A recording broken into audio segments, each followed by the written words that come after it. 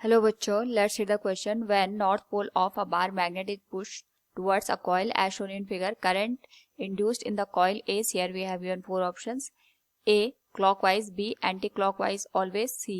clockwise sometimes, and D anti-clockwise sometimes. Now to answer this question, first we will discuss here the key concept, and here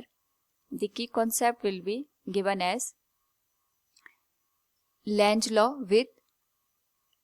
electromagnetic induction, which is given as कि हमारे पास यहाँ पे कहीं पे भी अगर magnetic flux change होता है तो उसकी वजह से ईएमएफ इंड्यूस होता है, एंड इंड्यूस्ड ईएमएफ की जो वैल्यू होती है it is given as minus d∅/dt.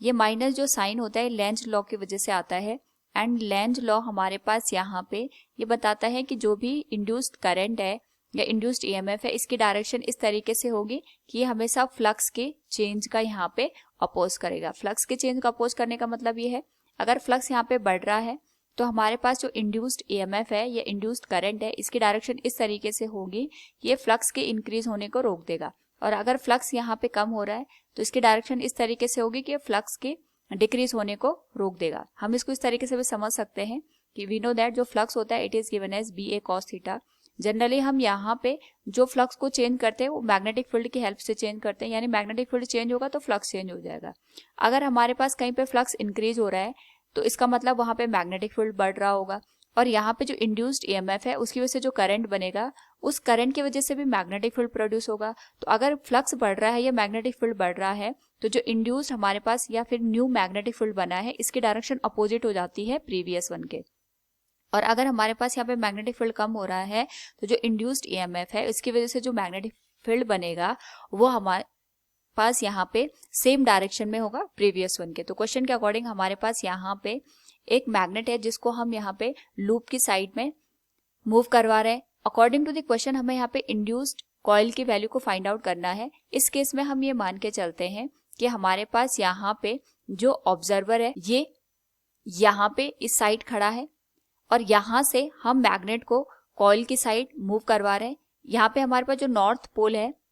Magnet का इसको हम लूप की ओर यहाँ पे मूव करवा रहे हैं, जिसकी वजह से जो लूप है इसके अंदर जो मैग्नेटिक फील्ड है वो इंक्रीज होगा. मैग्नेटिक फील्ड इंक्रीज होगा तो उसके करस्पॉन्डिंग जो नंबर ऑफ फील्ड लाइंस है वो भी हमारे पास यहाँ पे इंक्रीज होंगी, और अगर यहाँ पे number of field lines increase होंगी तो उसके करस्पॉन्डिंग जो फ्लक्स है विद इन द लूप वो भी हमारे पास यहाँ पे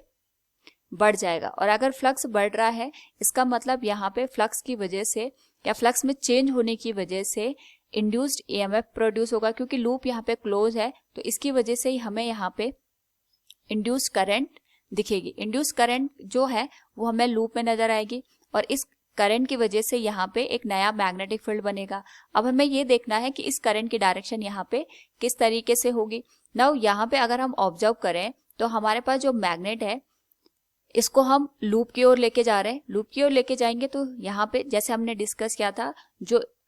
फ्लक्स है वो बढ़ेगा या मैग्नेटिक फील्ड यहाँ पे बढ़ेगा, और यहाँ पे जो नया मैग्नेटिक फील्ड आएगा जो कि इस इंड्यूस करंट की वजह से यहाँ पे प्रोड्यूस हुआ है इसकी डायरेक्शन इस तरीके से होगी कि ये फ्लक्स के बढ़ने को रोकेगी. यानी अगर हम यहाँ से ऑब्जर्व करेंगे तो इसका जो लूप का जो फ्रंट साइड होगा जो कि मैग्नेट की साइड हमने रखा है उस पे भी नॉर्थ पोल यहाँ पे जनरेट हो जाएगा, और अगर नॉर्थ पोल यहाँ पे जनरेट हो रहा है तो नॉर्थ को यहाँ पे रिपेल करेगा, तो इसी वजह से ये फ्लक्स के इंक्रीज होने को यहाँ पे रोक सकता है. तो अगर हम इस ऑब्जर्वर के एंड से देखेंगे तो हमें लूप का जो फ्रंट एंड है इस पे नॉर्थ पोल यहाँ पे ऑब्जर्व होगा, एंड अगर यहाँ पे नॉर्थ पोल जनरेट हो रहा है इसका मतलब ये होगा कि हमारे पास यहाँ पे जो करंट की डायरेक्शन होगी that will be anti clockwise. So from the given question we can say current induced in the coil is anti clockwise always. Option B will be the right answer. Hope all you understood it. Thank you and best of luck.